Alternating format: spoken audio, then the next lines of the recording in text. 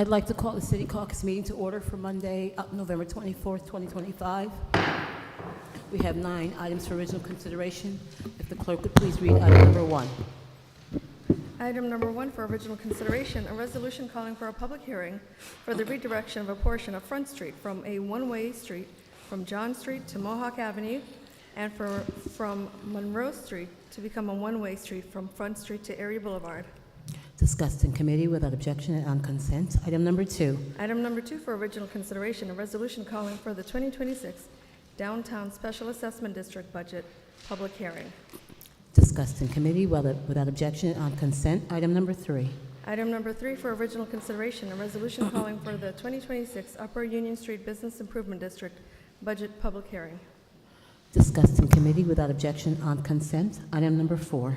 Item number 4 for original consideration, a resolution approving and endorsing Land Reutilization Corporation of the Capital Region, DBA Capital Region Land Bank, in its application to the New York State Homes and Community Renewal for funding under the Move New York program.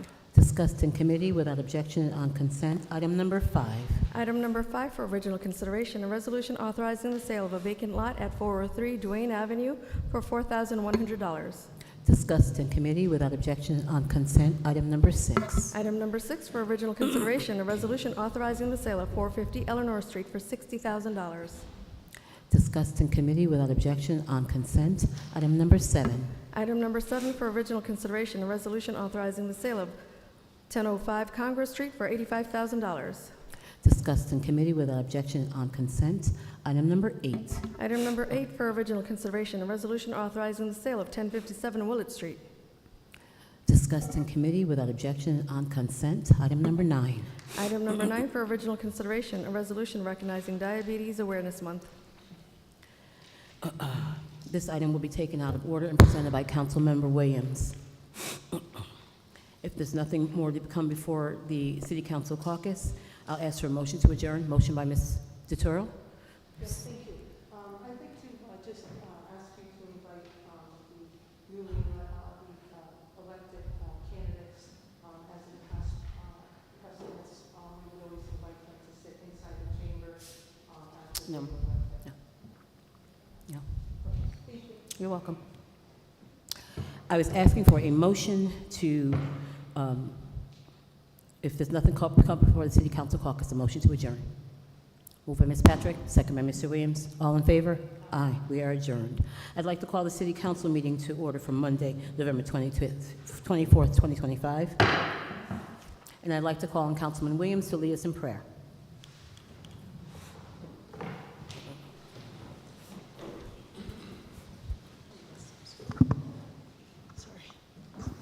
Everyone, please stand and bow your heads. Dear Heavenly Father, we ask that you enter our hearts, enter our minds, and guide our tongues as we do the bidding of the City of Schenectady. Please allow us to conduct ourselves with the utmost respect to the roles and positions that we are embodied with positioning, and that the residents of the city will provide their comments in a very thoughtful and considerate manner. As the city embarks on enjoying a festive holiday ceremony in the upcoming days, however we are fit with celebrating it, we ask that you provide us traveling mercies and that the food that we eat will be at the plenishment of our bodies. In the name of Heavenly Father we pray, amen. I'd like to call on Doug Williams to lead us in the Pledge of Allegiance. Pledge allegiance to the flag of the United States of America and to the republic for which it stands, one nation, under God, indivisible, with liberty and justice for all. Thank you. Clerk, please complete the roll call. Ms. DeToro? Mr. Farley is absent. Mr. Mutavarian is absent. Ms. Patrick? Here. Mr. Williams? Ms. Porterfield? Here. I'll now turn over the floor to Councilmember Carmel Patrick to present a resolution honoring Jaye Golden Child Brown for his outstanding athletic achievement and contributions to the Schenectady community.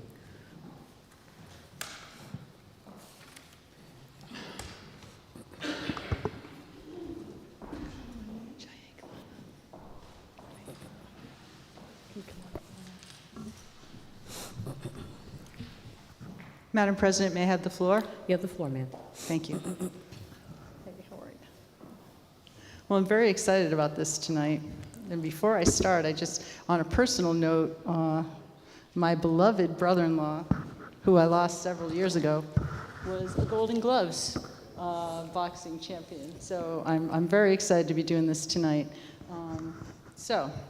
Tonight we have a resolution honoring Jaye Golden Child Brown for his outstanding athletic achievement and contributions to the Schenectady community. Whereas the state of New York takes great pride in recognizing individuals whose determination, talent, and commitment to excellence serve as an inspiration to others across the state and nation.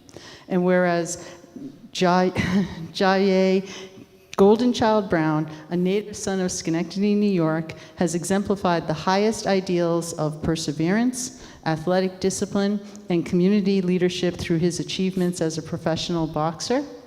And whereas on October 12th, 2025, Jaye Brown headlined the Oceanside Superstars Quick Card, facing Gabriel Escalante in the main event for the World Boxing Council USA Silver Super Welterweight Interim Championship, and emerged victorious by unanimous decision. It gets better. 78-74, 79-73, and 80-72, claiming the interim championship belt. And whereas with this momentous victory, Mr. Brown improved his professional record to 18 wins and 2 losses, extending his winning streak to 5 consecutive matches, further solidifying his standing as one of the premier rising athletes in his division. And whereas Mr. Brown's dedication to his craft, his fearlessness in the face of failure, and his continued pursuit of excellence stand as a shining example to the people of Schenectady and beyond, especially during these challenging times. And whereas Jaye Brown's triumph represents more than athletic success, it symbolizes the spirit of resilience, determination, and hope for the city of Schenectady, inspiring youth and adults alike to remain focused on their goals, believe in their potential, and commit to hard work and discipline. And whereas Jaye Brown has remained deeply committed to giving back to his community, frequently mentoring local youth, supporting youth development programs, and using his platform to uplift and empower the next generation of Schenectady's leaders. And whereas in recognition of this championship victory, his ongoing excellence in sport, and his unwavering devotion to the betterment of his community, it is fitting that this legislative body pause in its deliberations to honor and celebrate Jaye Golden Child Brown. Now, therefore, be it resolved that the Schenectady City Council and Mayor Gary R. McCarthy do hereby pause in their deliberations to recognize Jaye Golden Child Brown for his extraordinary athletic accomplishments, outstanding community engagement, and the inspiration that he provides to all New Yorkers. Congratulations. Thank you. Okay, congratulations.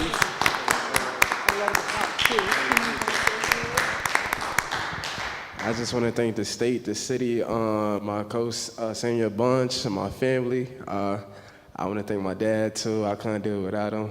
I wish he was here to see his son do this. But, man, I'm going to keep working hard for you, champ, and I'm going to let you talk this one, coach.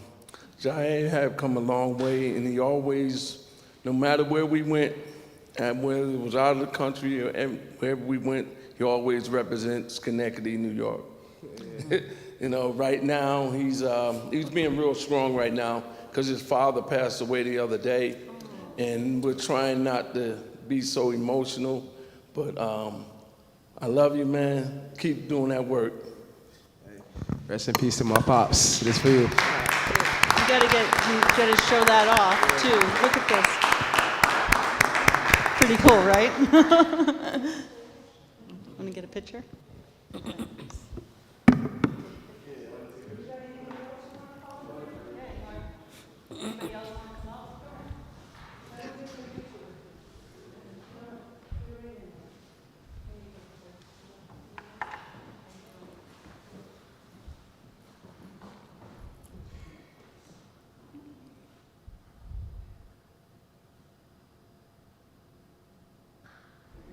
Congratulations, Mr. Brown, and my condolences to you and your family.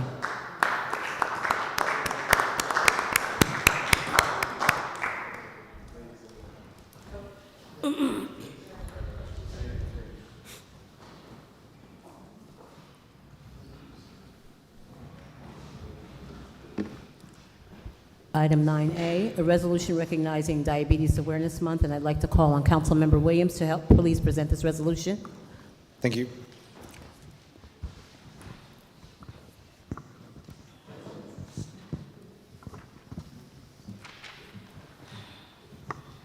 Madam President, may I have the floor? You have the floor. Thank you.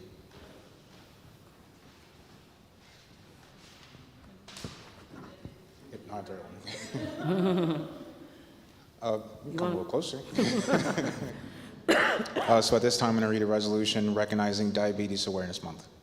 Whereas November is observed as Diabetes Awareness Month, a tradition that started in 1982 when President Ronald Reagan first declared it, and whereas communities nationwide unite to highlight the impact of diabetes, raise awareness, encourage prevention, and support efforts toward finding a cure, diabetes remains one of the world's fastest growing chronic conditions, affecting nearly half of all Americans through diabetes or pre-diabetes.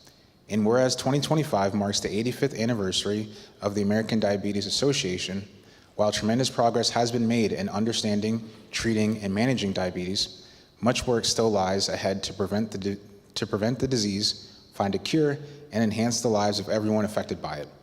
And whereas the American Diabetes Association's theme for 2025 is It All Matters, highlighting the critical need for comprehensive care for people living with diabetes, and whereas this approach goes beyond physical health, encompassing mental and emotional well-being as well, it aligns with the global theme for World Diabetes Day 2025, Diabetes and Well-Being, which emphasizes treating the whole person and recognizing that effective diabetes care involves more than just managing blood sugar levels.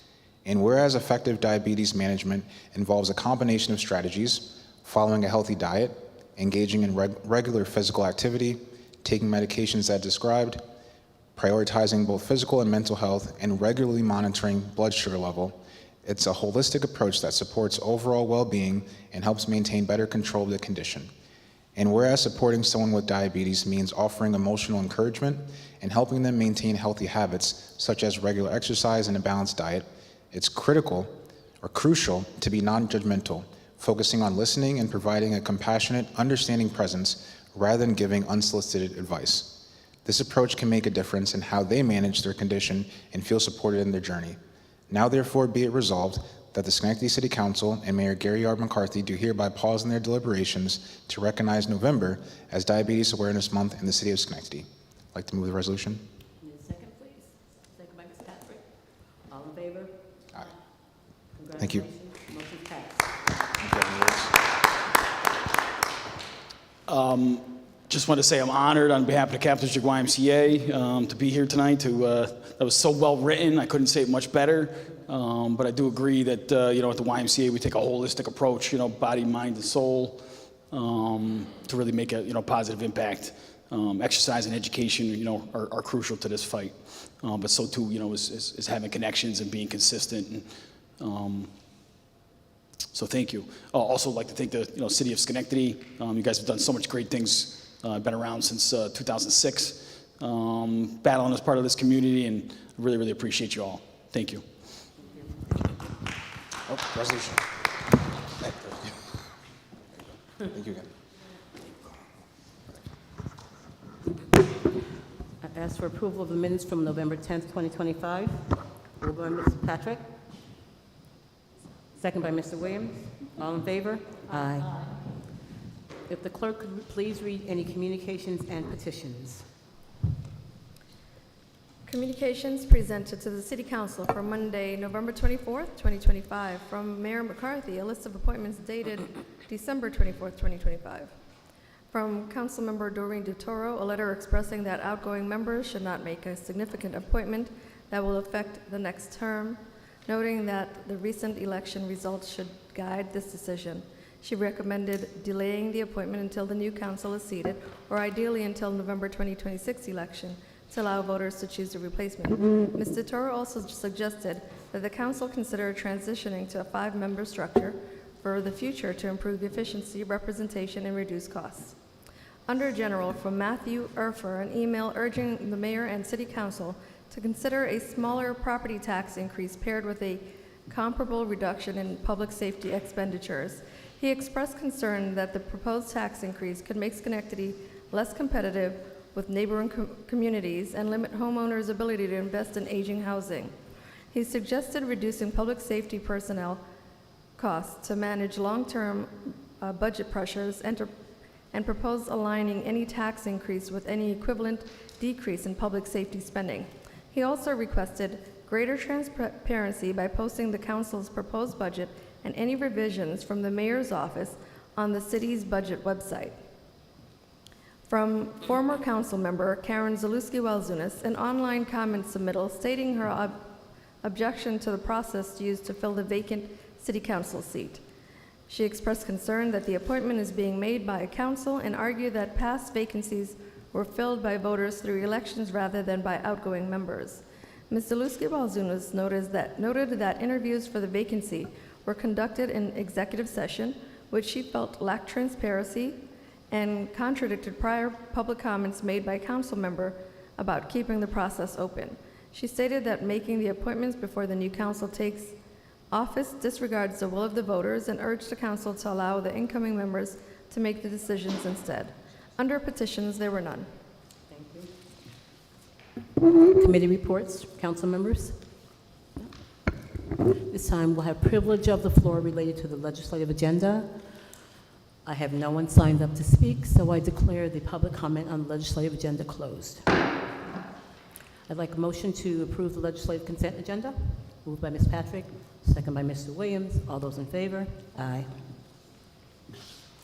We'll now have privilege of the floor regarding general city business.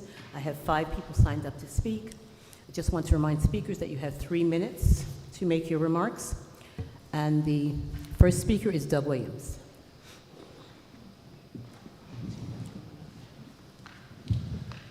Good evening. Tonight I'd like to talk about racism. And it's not a bad word. Okay, racism, race is just a word. We all know what race is. Ism is a belief system to modify the word before it, which is race in this case. So it's just a system of beliefs that you have based on the race that you're in. Okay, and by background, I live in the Stockade. I've lived in Woodlawn, Central Park, and I believe Central State Street, and I grew up in Steinmetz Homes. But the reason I'm talking about it is that about race is that race is based on where your values were evaluated. Okay, that means where you got the beliefs that you have those beliefs. And so I was in a discussion about race with a colleague, and it was clear in that discussion that neither one of us knew what we were talking about. So I took a look back about how I got my beliefs on race, and then we went far back, 1972, Central Park Middle School. I went to city schools, and in that class, which was taught by Tom Delasella, Jim Norton, and Chris Schultz, 50 years ago, I remember all of them. But in that discussion, what we did is we evaluated a song for them to teach us how to reason appropriately and how to learn, okay? And that song was Walk a Mile in My Shoes by Joe South. And if you indulge me, I'll show you my research found. Okay. Now, and the reason I say race is that because and how it would affect the city and how we do business is that I think it has impacts for how the city council gets along with other members, how the mayor gets along with the city council and its employees, and how the employees get along with citizens. Okay, particularly one incident came to my attention, and that was a Guyanese individual that had a problem with the codes division. Okay, and I was thinking about what this and what happened here, and it turns out that Guyanese are different than African Americans. So the roots of a Guyanese person are India, where the roots of a black person are Africa. So had that employee known that, he might have treated the situation differently and might have had a different outcome. Okay, so I'd like to go on to the song. Okay, in that song it says, if you could be me, if I could be you, and you could be me for just 1 hour, if we could find a way to get inside of each other's minds, you would see, if you could see through my eyes, instead of your ego, I believe you would be surprised to find that you've been blind. Your whole world you see around you is a reflection in the way And the law of common, excuse me, let me rephrase that, okay. Your whole world you see around you is a reflection of the law of commons. You are gonna reap what you sow. Unless you've lived your life in local affection, unless you live your life in total affection, you better be careful of every stone you throw. If we spend the day throwing stones at one another, because I don't think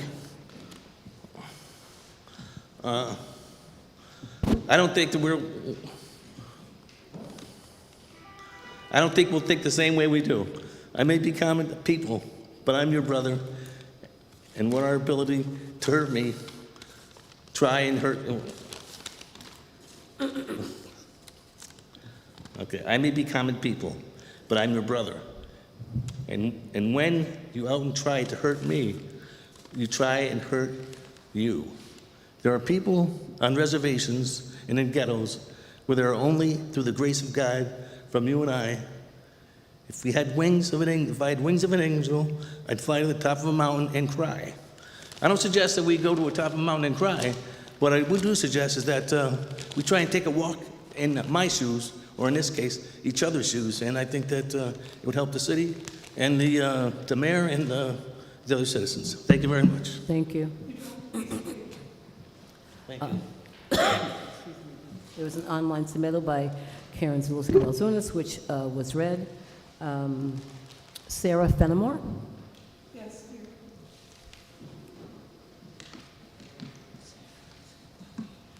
This may not actually have to do with the city council, except that you should know about it if you don't already. Last week at the beginning, ICE or Homeland Security sent notices to Schenectady City Council and many others that they were banning the naturalization ceremonies. And I ended up emailing my senators, Senator Schumer and Senator Gillibrand and Paul Tonko about this, and by the end of the week, they rescinded the ban. But it occurs to me they could probably bring it back at any time, and I'm wondering what can just ordinary people do about it? And also I wonder, does ICE use its own judges? I assume there has to be a judge for the ceremonies present, or do they use a local judge? And yeah, just generally speaking, what can an ordinary person do about it except emailing their senators and representative? And I think it would be a good idea for all of us to consider that. Thank you. Thank you. Anthony Carrata?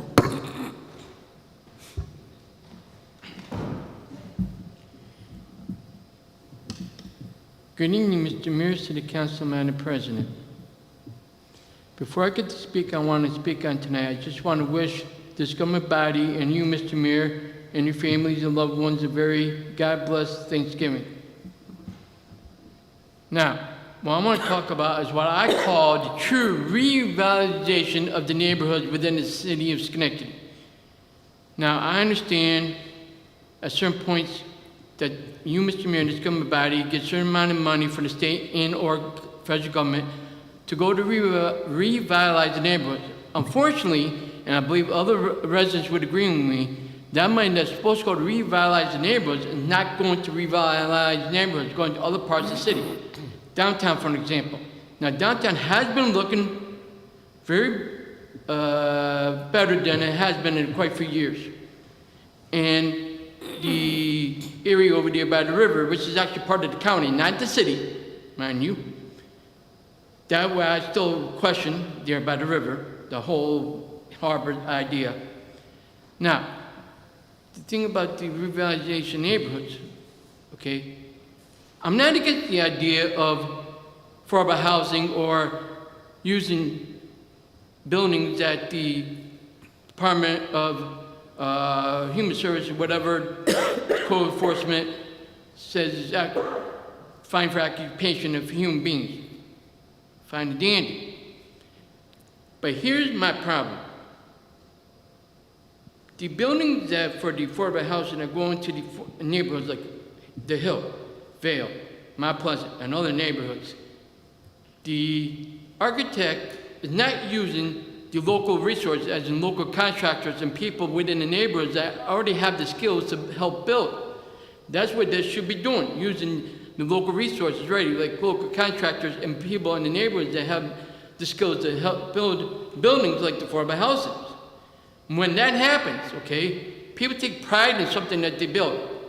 And then also, it has a ripple effect. Like, you know, when you skip a rock on the surface of a lake, there's ripple effects.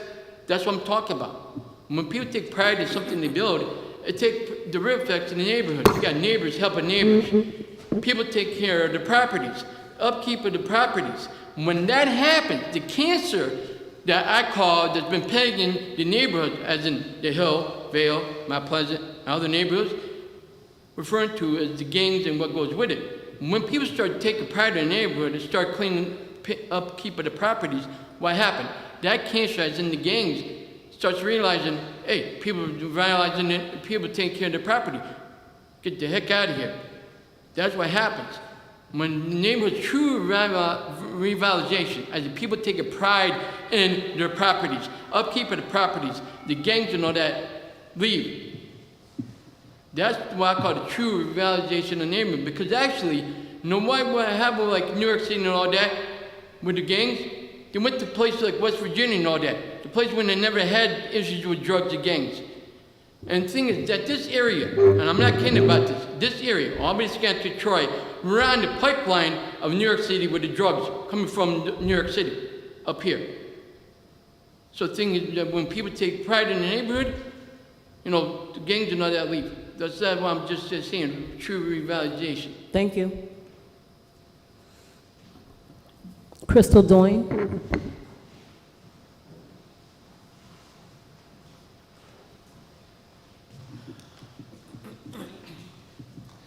Good evening.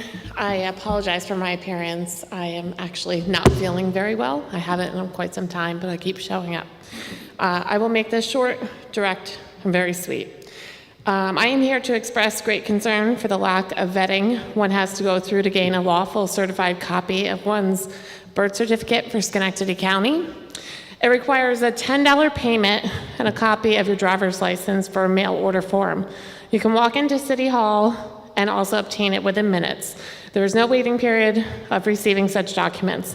Little to no thought goes into this process, which leaves the citizens within the community of Schenectady, New York, at an all-time vulnerability. Very much so, like the voter's registration lookup, someone who is posing to be you can look up your information, can gain or produce a fake copy of a driver's license, walk into City Hall, and unleash havoc on your life within a few simple steps. This can leave the framework for criminals to hijack your life and make people not remember who you even are, which leads the person fighting for their life, a person who has to justify every action because they are being denied the proper protection from Schenectady Police Department, being denied local resources of housing, social services. Lastly, a local government who continues to make one bad decision after another based on hearsay. I ask for this council to protect our community and stop identity theft, put stricter protocols in place, implement vetting, holding times, and always fact-check. We have the infrastructure to do so and lack to enforce it. I will say the FTC reports that in 2020 alone, identity theft in New York State was up by 85%. It's a problem. I close with this. Being a domestic violence survivor, I have expressed to my employer, and I will say the same here before this council.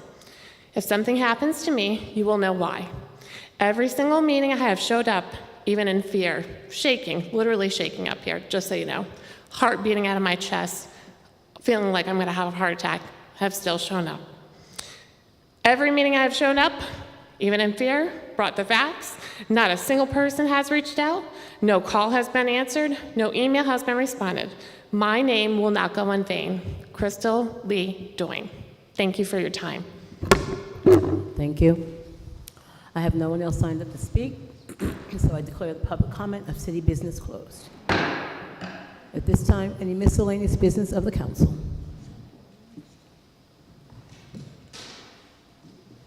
Ms. Patrick? Thank you. Well, first, I just want to reiterate that It's really dark outside, and I really want to stress that folks need to be being very careful on the roads and really watching out for folks walking on the roads, just so that we can all try to get through the holidays safely. I also wanted to say Ms. DeToro, myself, Mr. Michael Aragoza are the co-chairs of Schenectady Shares, and we were the Grand Marshal for the holiday parade on Saturday, and it was really just a great honor for us. We had a good time, and it was really fun to see all the people that came out for the holiday parade. It's just a wonderful tradition in Schenectady, and with that, I also just want to make sure that I wish everyone a happy Thanksgiving.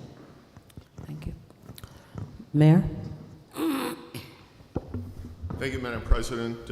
I also want to thank all our partners that helped with the holiday parade. It was a great success, and hopefully everybody got the chance to come downtown and enjoy it. This Saturday is Small Business Saturday, so hopefully people will remember that. When you're out doing your holiday shopping, you'll look at downtown, Upper Union Street. We have great stores in Bellevue and throughout the community. I want people to take advantage of it and enjoy them. And I also want everyone to enjoy their Thanksgiving with their family and friends. Thank you, Madam President.